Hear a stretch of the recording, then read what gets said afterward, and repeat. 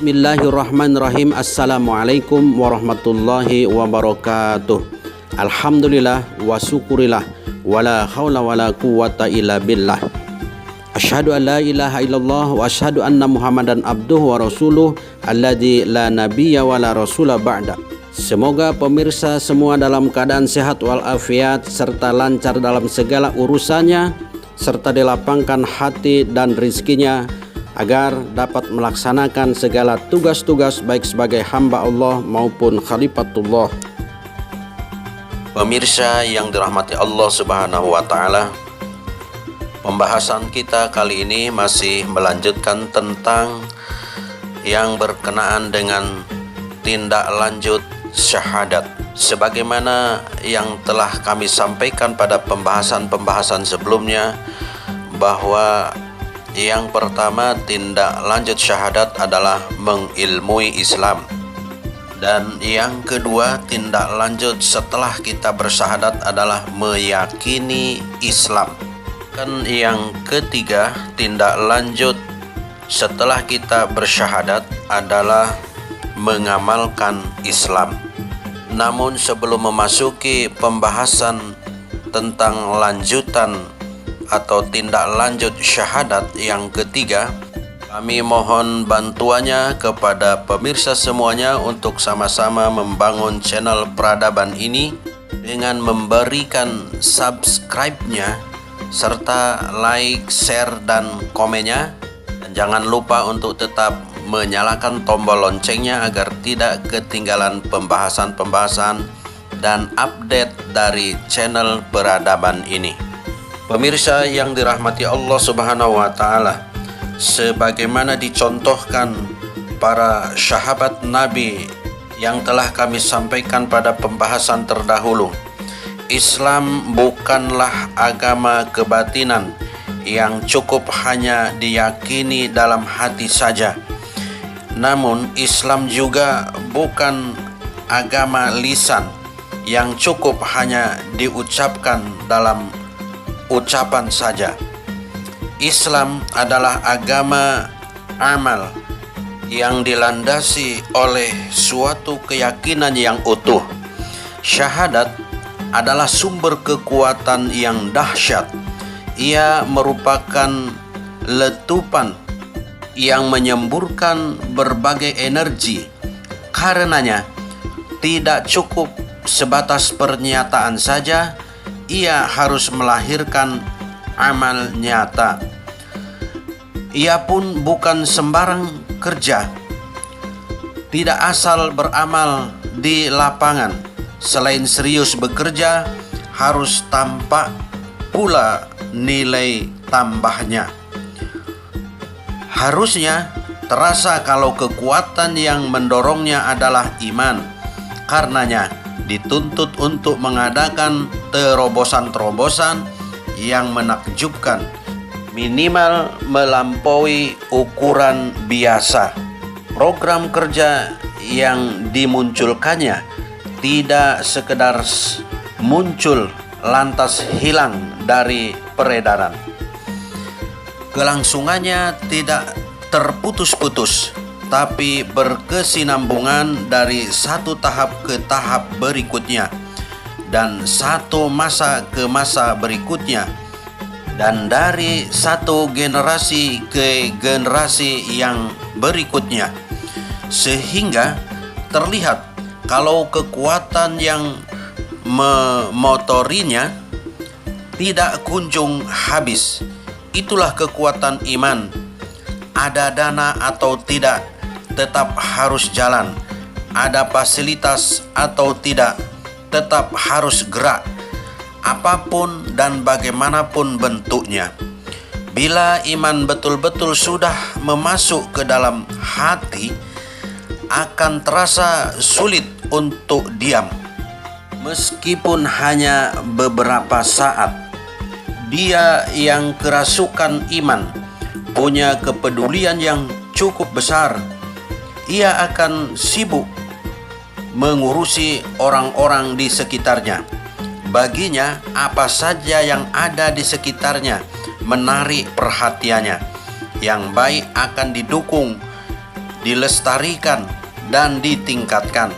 Dan yang salah akan diperbaiki dan dibenahi untuk dapat disempurnakan lebih baik lagi. Bagaimanapun buruknya situasi dan kondisi, ia akan terus bekerja dan berkarya. Tidak ada alasan untuk berhenti. Diintipnya setiap peluang, betapapun kecilnya. Bahkan kalau perlu, ia sendiri mengusahakan adanya peluang tersebut, entah dengan cara apa. Maklumlah, iman sebagai satu kekuatan akan terus bergerak menuju sasaran menurut posisinya sendiri. Tidak ada alasan untuk mengeluh, sebab mengeluh itu bukan bahasa iman. Keluhan itu pantangan bagi orang yang sudah menyatakan beriman, dan mengeluh bagi orang yang beriman adalah hal yang tabu. Sifat orang yang beriman adalah optimistis.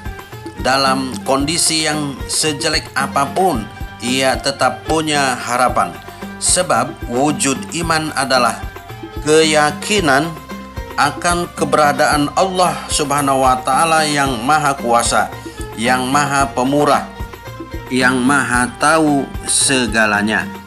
Karenanya tidak ada yang perlu dikeluhkan, sebab Allah Subhanahu wa Ta'ala tetap kuasa bagaimanapun dan betapapun jeleknya situasi, sehingga ia yakin setiap saat bisa saja terjadi kejutan dan keajaiban. Bila Allah Subhanahu wa Ta'ala sudah menghendaki, cukup baginya berfirman, kun fayakun, maka jadilah apa yang dikehendaki. Tugas manusia hanya mengundang perkenannya saja. Bukan berarti tanpa usaha, sebab Allah Subhanahu wa Ta'ala akan berkenan memberikan sesuatu kepada kita tergantung amal usaha yang telah kita laksanakan. Akan tetapi harus diyakini bahwa bukan amal usaha itu yang menentukan berhasil tidaknya, tetapi tetap Allah yang menentukan segala-galanya. Mana yang paling baik bagi Allah Subhanahu wa Ta'ala, itulah yang terjadi. Manusia tidak lebih tahu darinya. Manusia paling hanya bisa menduga-duga, namun Allah Subhanahu wa Ta'ala jua yang menentukannya. Itulah sebabnya seorang mukmin tidak dibenarkan menolak tugas hanya karena sulit dan berat menurut perkiraannya. Yang perlu dilakukan ialah harus meningkatkan kualitas imannya untuk kemudian tampil menantang diri mencari tugas dan tanggung jawab. Dituntut suatu keberanian untuk melakukan uji coba sejauh mana kekuatan iman yang sudah dimilikinya.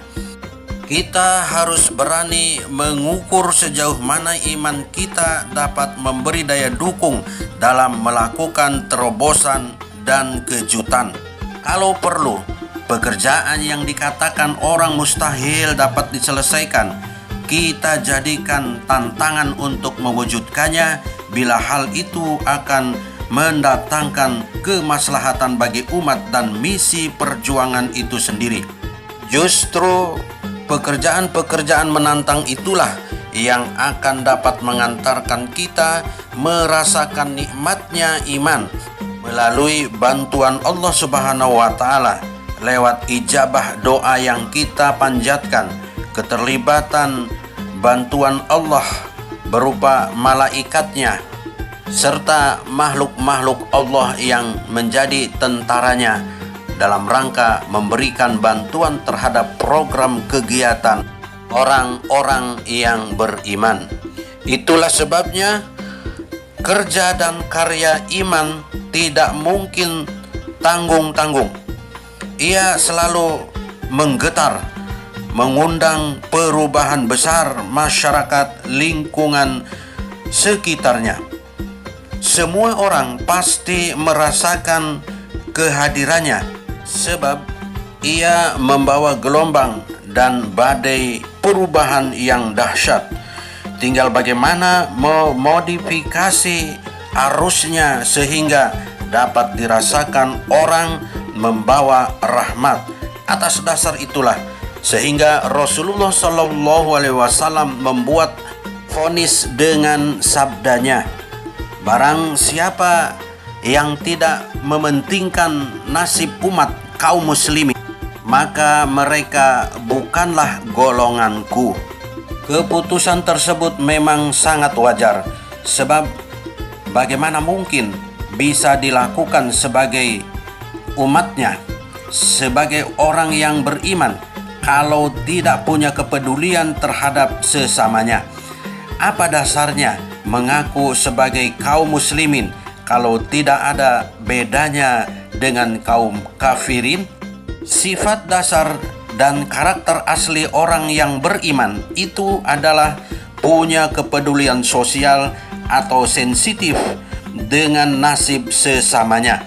Bahkan kepada nasib hewan sekalipun Rasulullah SAW pernah bersabda, la yu'minu ahadukum hatta yuhibbu li akhihi kama yuhibbu li nafsih. Tidak sempurna beriman seseorang sehingga ia mencintai saudaranya sebagaimana ia mencintai dirinya sendiri. Peduli terhadap nasib sesamanya, termasuk kepada makhluk Allah Subhanahu wa Ta'ala yang lainnya, adalah salah satu indikasi iman. Dianggap belum sempurna iman seseorang sebelum ia punya kepedulian atau kepekaan terhadap nasib sesamanya.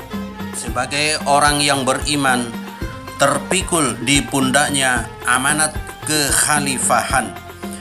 Tugas khalifah antara lain adalah menyebarkan kasih sayang, terutama kepada muslim atau sesama, dan seterusnya kepada segenap penghuni alam ini.